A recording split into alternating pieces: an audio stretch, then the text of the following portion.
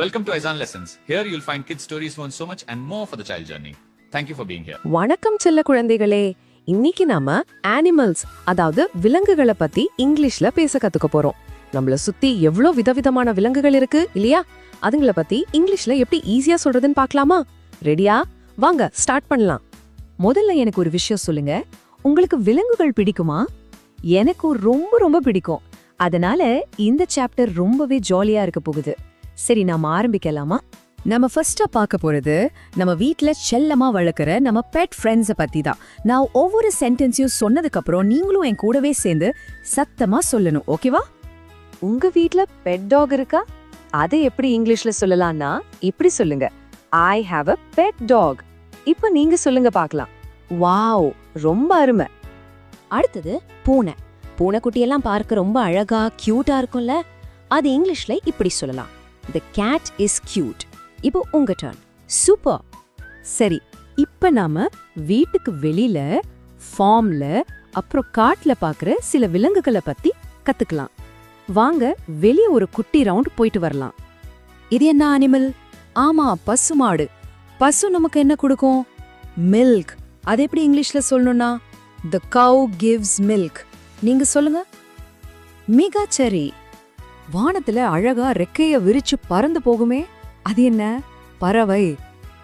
பறவையால பறக்க முடியும். அத இங்கிலீஷ்ல இப்படி சொல்லுங்க, The bird can fly. என் கூடவே சொல்லுங்க, அருமை. மீன்கள் எங்க இருக்கும்?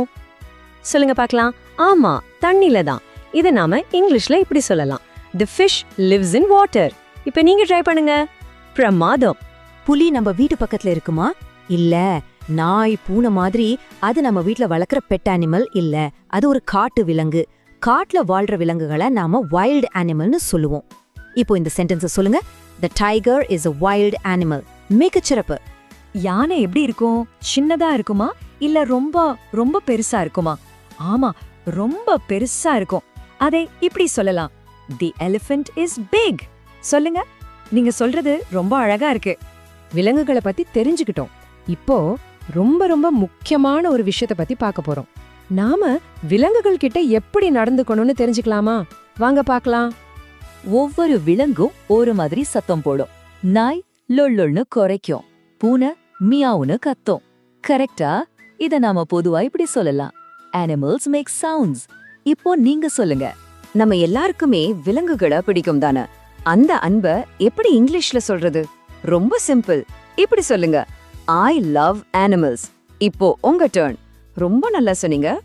இதில் ரொம்ப ரொம்ப முக்கியமான ஒரு பாடம் குழந்தைங்களே. நாம எப்பவுமே விலங்குகள் கிட்ட அன்பா இருக்கணும்.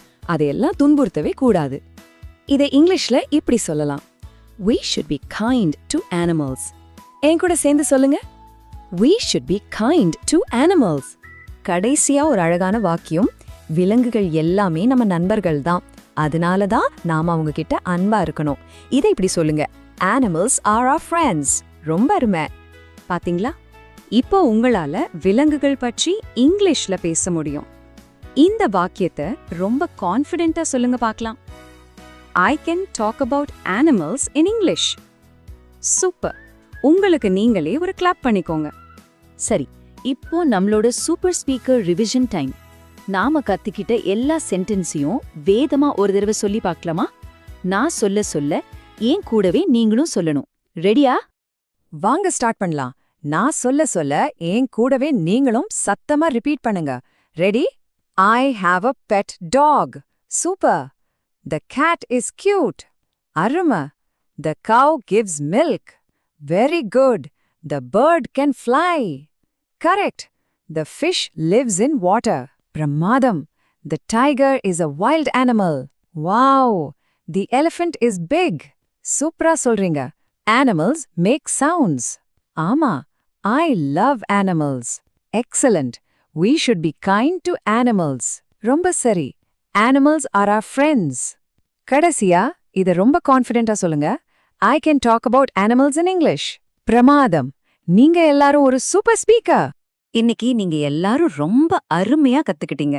இப்போ உங்களால விலங்குகள் பத்தி அழகா இங்கிலீஷ்ல பேச முடியும். நம்ம அடுத்த பாடத்துல சந்திக்கலாம். அது வரைக்கும் bye bye. See you soon.